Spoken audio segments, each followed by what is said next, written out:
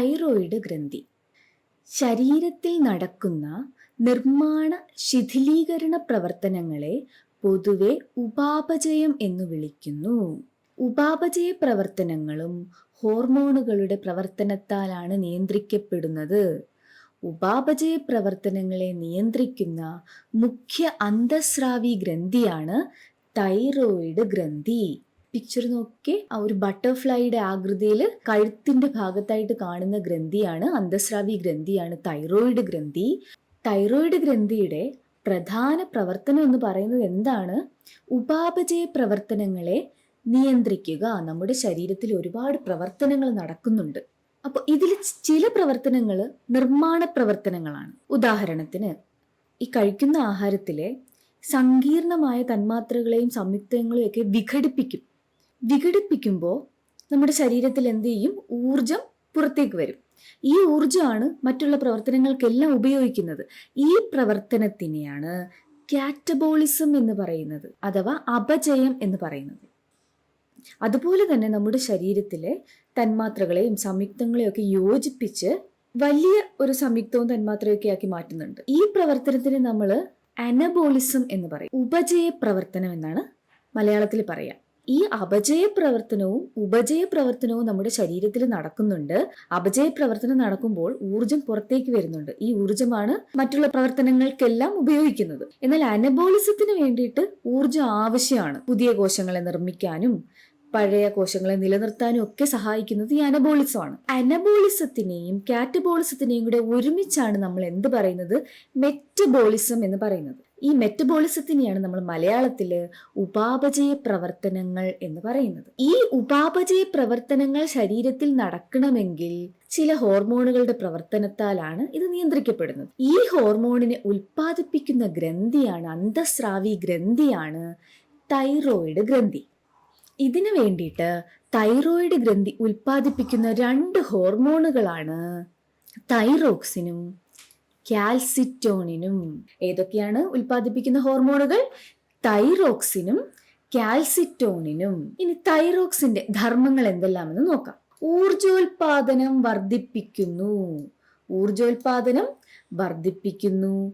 ഉപാപചയ പ്രവർത്തനങ്ങളുടെ നിരക്ക് ഉയർത്തുന്നു. ഭ്രൂണാവസ്ഥയിലും ശൈശവാവസ്ഥയിലും മസ്തിഷ്ക വളർച്ചയും വികാസവും ത്വരിതപ്പെടുത്തുന്നു. കുട്ടികളിലെ ശരീര വളർച്ചയെ നിയന്ത്രിക്കുന്നു.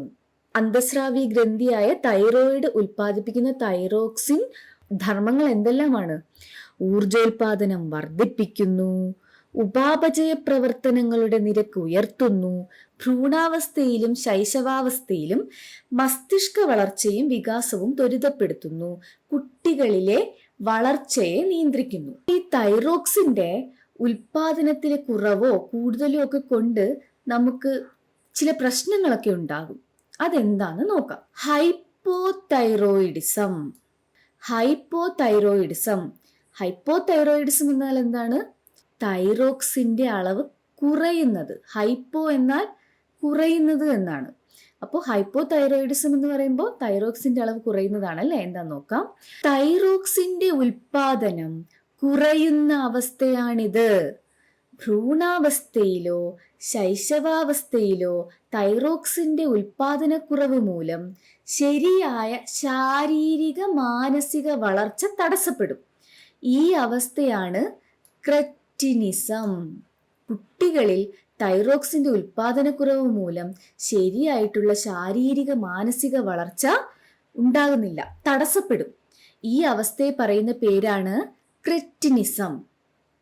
അങ്ങനെയാണെങ്കിൽ മുതിർന്നവരിൽ എന്താണ് ഇതിനെ പറയുന്നത്? മുതിർന്നവരിൽ തൈറോക്സിന്റെ തുടർച്ചയായ കുറവ് മിക്സെഡിമ എന്ന അവസ്ഥയ്ക്ക് കാരണമാകും. എന്താണ്? മിക്സെഡിമ. അപ്പോൾ ഹൈപ്പോതൈറോയിഡിസം എപ്പോഴും മനസ്സിലാക്കുക. ഹൈപ്പോ എന്ന് പറയുമ്പോൾ കുറയുക. ഹൈപ്പോതൈറോയിഡിസം തൈറോക്സിന്റെ അളവ് കുറയുന്നു.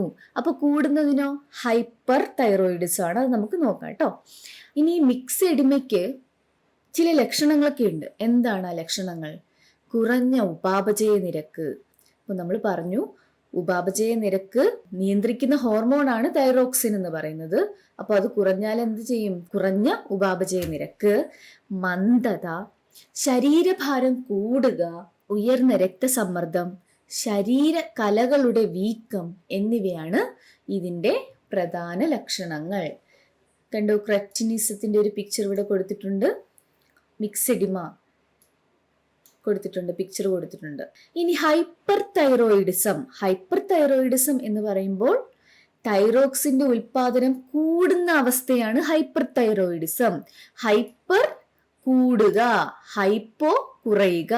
തൈറോക്സിന്റെ തുടർച്ചയായ അമിതോൽപാദനം മൂലം തൈറോക്സിൻ സ്വാധീനിക്കുന്ന ജീവൽ പ്രവർത്തനങ്ങൾ ത്വരിതഗതിയിലാകുന്ന അവസ്ഥയാണിത്. അപ്പൊ അതിന്റെ ലക്ഷണങ്ങൾ എന്തൊക്കെയാണ്?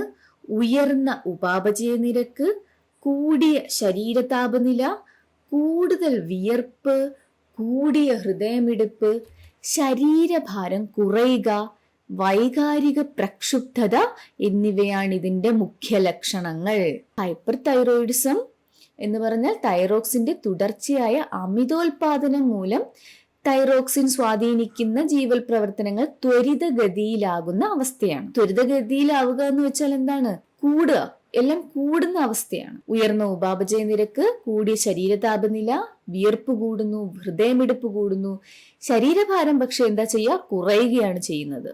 എന്നാൽ ഹൈപ്പോ തൈറോയിഡിസത്തിൽ ശരീരഭാരം കൂടുകയാണ് ചെയ്യുന്നത്. തൈറോക്സിന്റെ ഉൽപാദനം കുറയുമ്പോൾ ശരീരഭാരം കൂടുന്നു, തൈറോക്സിന്റെ ഉൽപാദനം കൂടുമ്പോൾ ശരീരഭാരം കുറയുന്നു.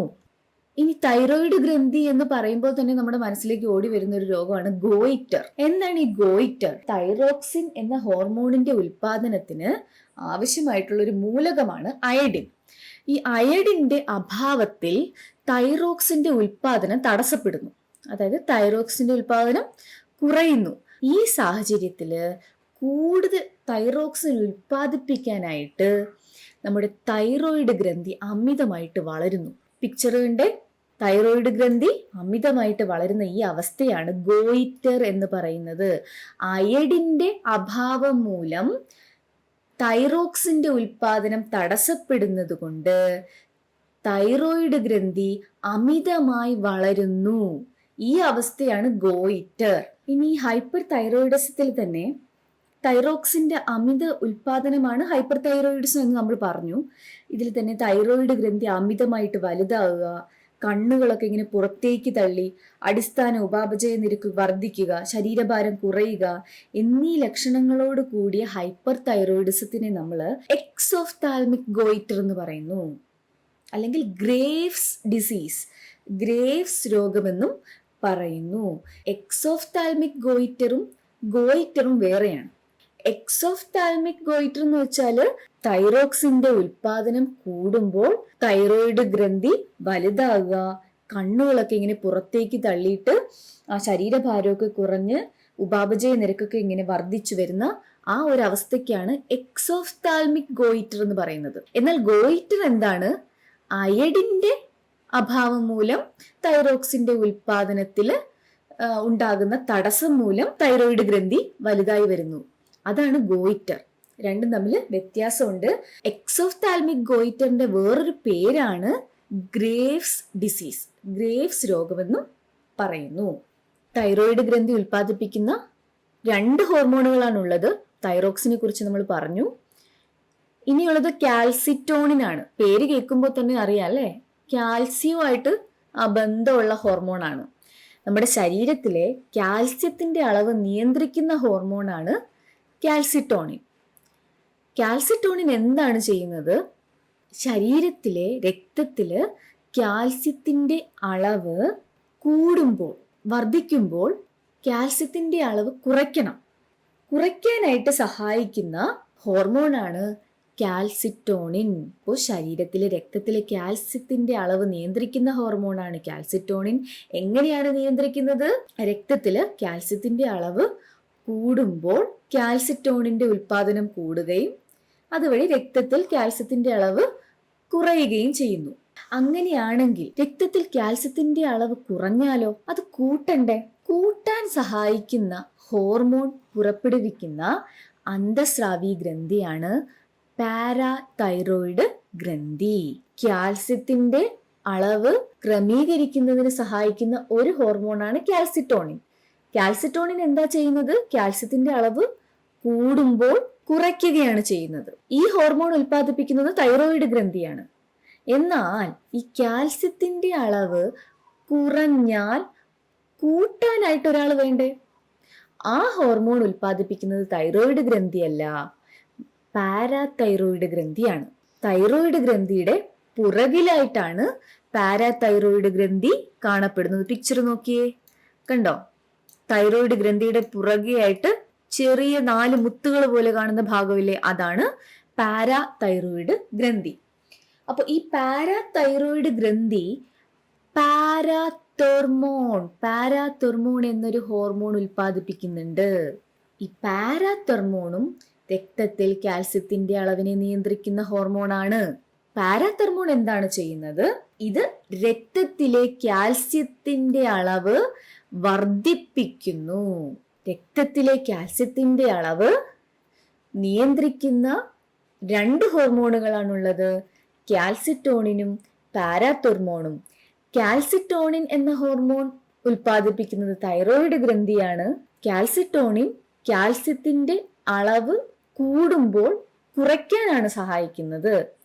എന്നാൽ കാൽസ്യത്തിന്റെ അളവ് കുറയുമ്പോൾ കൂട്ടാൻ സഹായിക്കുന്ന പാരാതെർമോൺ എന്ന ഹോർമോൺ ഉൽപ്പാദിപ്പിക്കുന്നത് തൈറോയിഡ് ഗ്രന്ഥിയല്ല, തൈറോയിഡ് ഗ്രന്ഥിയുടെ പുറകിൽ കാണപ്പെടുന്ന പാരാതൈറോയിഡ് ഗ്രന്ഥിയാണ്. അങ്ങനെയാണെങ്കിൽ നമ്മുടെ രക്തത്തിലെ കാൽസ്യത്തിന്റെ സാധാരണ അളവ് എത്രയാണ്? 9 to 11 milligram per 100 ml. 100 ml ബ്ലഡില് 9 to 11 mg എന്ന തോതാണ് രക്തത്തിലെ കാൽസ്യത്തിന്റെ സാധാരണ അളവ്. രക്തത്തിലെ കാൽസ്യത്തിന്റെ സാധാരണ അളവ് 9 to 11 mg per 100 ml ആണ്. രക്തത്തിലെ കാൽസ്യത്തിന്റെ അളവ് വർദ്ധിക്കുമ്പോൾ തൈറോയിഡ് ഗ്രന്ഥി ഉൽപ്പാദിപ്പിക്കുന്ന ഹോർമോണാണ് കാൽസിറ്റോണിൻ. കാൽസിറ്റോണിൻ തൈറോയിഡ് ഗ്രന്ഥി. ഇത് രക്തത്തിലെ കാൽസ്യത്തിന്റെ അളവ് കുറയ്ക്കുന്നു. രക്തത്തിലെ കാൽസ്യത്തിന്റെ അളവ് കുറഞ്ഞാലോ? തൈറോയിഡ് ഗ്രന്ഥിയുടെ പിൻഭാഗത്തായി സ്ഥിതി ചെയ്യുന്ന പാരാതൈറോയിഡ് ഗ്രന്ഥി പാരാതെർമോൺ എന്ന ഹോർമോൺ ഉൽപ്പാദിപ്പിക്കുന്നു. ഇത് രക്തത്തിലെ കാൽസ്യത്തിന്റെ അളവ് വർദ്ധിപ്പിക്കുന്നു. കാൽസിറ്റോണിന്റെയും പാരാതെർമോണിന്റെയും പ്രവർത്തനം പരസ്പര വിരുദ്ധമാണ്. പരസ്പര വിരുദ്ധമാണെന്ന് വെച്ചാൽ എന്താണ്? ഒരാൾ കുറയ്ക്കുന്നു, ഒരാൾ കൂട്ടുന്നു. ഇങ്ങനെ പരസ്പര വിരുദ്ധമായിട്ടുള്ള പ്രവർത്തനം നടത്തിയാലേ നമ്മുടെ രക്തത്തില് കാൽസ്യത്തിന്റെ അളവ് സാധാരണ നിലയിൽ കൊണ്ടുപോകാൻ പറ്റുള്ളൂ. ഈ സ്ലൈഡ് നോക്കിയേ, രക്തത്തിലെ കാൽസ്യത്തിന്റെ അളവ് എത്രയാണ്? 9 to 11 mg per 100 ml ആണ്. ഈ അളവ് കൂടുകയാണെങ്കിൽ എന്താ ചെയ്യുന്നത്? തൈറോയിഡ് ഗ്രന്ഥി കാൽസിറ്റോണിൻ ഉൽപ്പാദിപ്പിക്കുന്നു. എന്തിനാണ് തൈറോയിഡ് ഗ്രന്ഥി കാൽസിറ്റോണിൻ ഉൽപ്പാദിപ്പിക്കുന്നത്? കൂടുമ്പോൾ കുറയാൻ വേണ്ടിയല്ലേ? എങ്ങനെയാണ് കാൽസിറ്റോണിൻ ഈ കാൽസ്യത്തിന്റെ അളവ് കുറയ്ക്കുന്നത്? നോക്കിയേ, അസ്ഥികളിൽ നിന്ന് കാൽസ്യം രക്തത്തിലേക്ക് കലരുന്ന പ്രവർത്തനം തടയുന്നു. രക്തത്തിൽ അധികമുള്ള കാൽസ്യത്തെ അസ്ഥികളിൽ സംഭരിക്കുന്നു. രക്തത്തിൽ കാൽസ്യത്തിന്റെ അളവ് കൂടുതലാണ്, അസ്ഥികളിൽ നിന്ന് കാൽസ്യം രക്തത്തിലേക്ക് വന്നാൽ വീണ്ടും അളവ് കൂടുതലല്ലേ ചെയ്യുന്നത്. ആ ഒരു പ്രവർത്തനം അങ്ങ് തടയും. പിന്നെ എന്ത് ചെയ്യും? അധികം വരുന്ന ഈ കാൽസ്യം എല്ലാം അസ്ഥികളിൽ ശേഖരിച്ചു വെക്കും, സംഭരിച്ച് വെക്കും. ഇതിന് സഹായിക്കുന്നത് കാൽസിറ്റോണിനാണ്. അങ്ങനെയാവുമ്പോൾ രക്തത്തില് കാൽസ്യത്തിന്റെ അളവ് കുറയുന്നു. ഇനി രക്തത്തിലെ കാൽസ്യത്തിന്റെ അളവ് കുറയുന്നു. അപ്പൊ ആരാ അവിടെ പ്രവർത്തിക്കുന്നത്? പാരാതൈറോയിഡ് ഗ്രന്ഥി എന്ത് ചെയ്യുന്നു? പാരാതെർമോൺ ഉൽപ്പാദിപ്പിക്കുന്നു. ഈ പാരാതെർമോൺ എങ്ങനെയാണ് കാൽസ്യത്തിന്റെ അളവ് രക്തത്തിൽ കൂട്ടുന്നത്? നോക്കിയേ, വൃക്കകളിൽ നിന്ന് കാൽസ്യത്തെ രക്തത്തിലേക്ക് പുനരാഗീരണം ചെയ്യുന്നു. അസ്ഥികളിൽ കാൽസ്യം സംഭരിക്കുന്നത് തടയുന്നു. രക്തത്തിലേക്ക് കാൽസ്യത്തിന്റെ അളവ് വർദ്ധിപ്പിക്കാൻ എന്താ ചെയ്യുന്നത്? വൃക്കകളിൽ നിന്ന് കാൽസ്യത്തെ രക്തത്തിലേക്ക് പുനരാഗീരണം ചെയ്യുന്നു. അസ്ഥികളിൽ സംഭരിച്ചു വെച്ചിരിക്കുന്ന കാൽസ്യം അല്ലേ, നമ്മുടെ കാൽസിറ്റോണിൻ സംഭരിക്കും. ആ ഒരു പ്രവർത്തനത്തെ തടസ്സപ്പെടുത്തും. സംഭരിച്ചു വെച്ച രക്തത്തിലേക്ക് കാൽസ്യം കിട്ടുമോ? ഇല്ല അല്ലേ. അപ്പോൾ ആ പ്രവർത്തനം തടയുന്നു. അങ്ങനെ രക്തത്തിൽ കാൽസ്യത്തിന്റെ അളവ് കൂട്ടുന്നു. ഈ ഒരു പ്രവർത്തനമാണ് രക്തത്തിലെ കാൽസ്യത്തിന്റെ അളവ് ക്രമീകരിക്കുന്നത്. ഇനി നമുക്ക് അടുത്ത ഗ്രന്ഥിയെ കുറിച്ച് പഠിക്കാം. തൈമസ് ഗ്രന്ഥി. യൗവനകാലം വരെ മാത്രമുള്ള ഗ്രന്ഥി. മാറെല്ലിന് പിന്നിലായി സ്ഥിതി ചെയ്യുന്ന അന്തഃസ്രാവി ഗ്രന്ഥിയാണ് തൈമസ്. പിക്ചർ നോക്കി, എവിടെയാണ് കാണപ്പെടുന്നത്? മാറെല്ലിന്റെ പുറകിലായിട്ടാണ് കാണപ്പെടുന്നത്. ശൈശവഘട്ടത്തിൽ വളരെ സജീവമായി പ്രവർത്തിക്കുന്ന ഈ ഗ്രന്ഥി പ്രായപൂർത്തിയാകുമ്പോൾ ചുരുങ്ങി ചെറുതാകുന്നു. കുട്ടിയായിരിക്കുമ്പോൾ ശൈശവഘട്ടത്തിലൊക്കെ വളരെ സജീവമായിട്ടാണ് ആര് പ്രവർത്തിക്കുന്നത്? തൈമസ്. തൈമസ് ഗ്രന്ഥി ഉൽപ്പാദിപ്പിക്കുന്ന ഹോർമോണാണ് തൈമോസിൻ. ഇതിനെ യുവത്വ ഹോർമോൺ എന്നാണ് പറയുന്നത്. എന്താണ് യുവത്വ ഹോർമോൺ? തൈമോസിൻ എന്ന ഹോർമോൺ ഉൽപ്പാദിപ്പിക്കുന്നത് തൈമസ് ഗ്രന്ഥിയാണ്. തൈമോസിൻ അറിയപ്പെടുന്നത് യുവത്വ ഹോർമോൺ എന്നാണ്. ശരീരത്തിൽ രോഗപ്രതിരോധ പ്രവർത്തനത്തെ സഹായിക്കുന്ന ടി ലിംഫോസൈറ്റുകളുടെ പാകപ്പെടലിനെയും പ്രവർത്തനത്തെയും നിയന്ത്രിക്കുക എന്നതാണ് ഈ ഹോർമോണിന്റെ പ്രധാന ധർമ്മം. നമ്മുടെ ശരീരത്തിലെ രോഗപ്രതിരോധ പ്രവർത്തനങ്ങളെ സഹായിക്കുന്നത് ശ്വേതരക്താണുക്കളാണ്, അല്ലെ? WBC, white blood cells. ഈ വൈറ്റ് ബ്ലഡ് സെൽസ് തന്നെ 5 തരത്തിലുണ്ട്. അതിലൊന്നാണ് ലിംഫോസൈറ്റുകൾ. ഈ ലിംഫോസൈറ്റുകൾ തന്നെ 2 തരത്തിലുണ്ട്. ടി ലിംഫോസൈറ്റുകളും ഉണ്ട്, ബി ലിംഫോസൈറ്റുകളും ഉണ്ട്. ഈ ലിംഫോസൈറ്റുകളെല്ലാം രൂപപ്പെടുന്നത് ബോൺ മാരോയിലാണ്. ബോൺ മാരോ എന്ന് പറയുന്നത് അസ്ഥിമജ്ജയിലാണ് ഉണ്ടാകുന്നത്. എന്നാൽ ഈ ടി ലിംഫോസൈറ്റുകൾ അസ്ഥിമജ്ജയിൽ നിന്ന് ഈ പാകപ്പെടാനായിട്ട്, മെച്യൂർ ആകാനായിട്ടും പ്രവർത്തിക്കാനായിട്ടൊക്കെ എങ്ങോട്ട് വരും? തൈമസ് ഗ്രന്ഥിയിലേക്ക് വരും. അതുകൊണ്ടാണ് അതിനെ ടി ലിംഫോസൈറ്റുകൾ എന്ന് പറയുന്നത്. ടി, തൈമസിന്റെ ടി ആണ് അവിടെ കാണിച്ചിരിക്കുന്നത്. അപ്പൊ ബി ലിംഫോസൈറ്റുകളോ?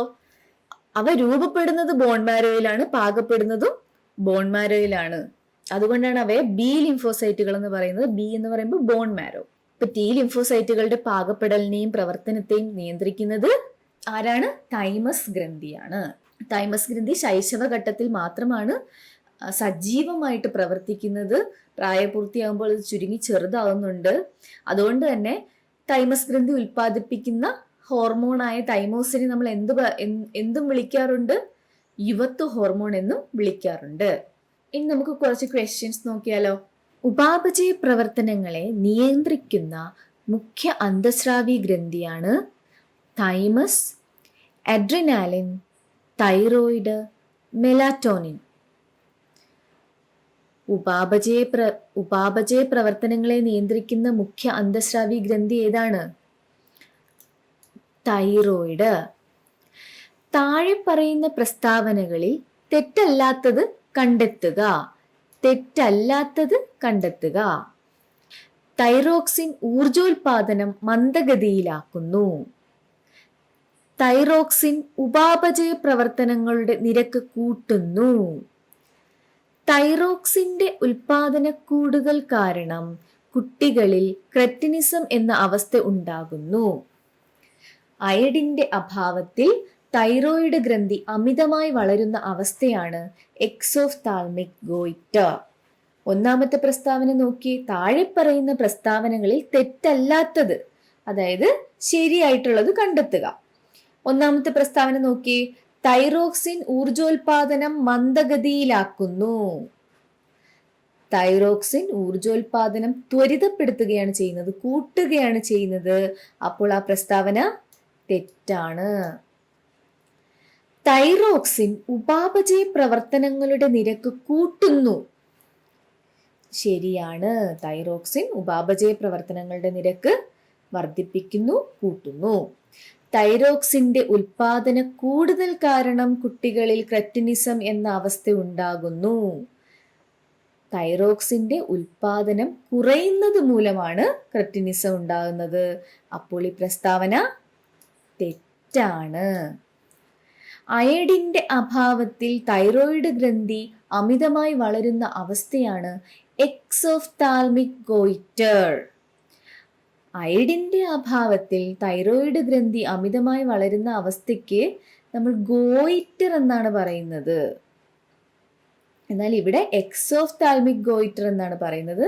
ആ പ്രസ്താവനയും തെറ്റാണ്. അയഡിന്റെ കുറവ് മൂലം തൈറോയിഡ് ഗ്രന്ഥി അമിതമായി വളരുന്ന അവസ്ഥ ഗോയിറ്റർ ആണ്.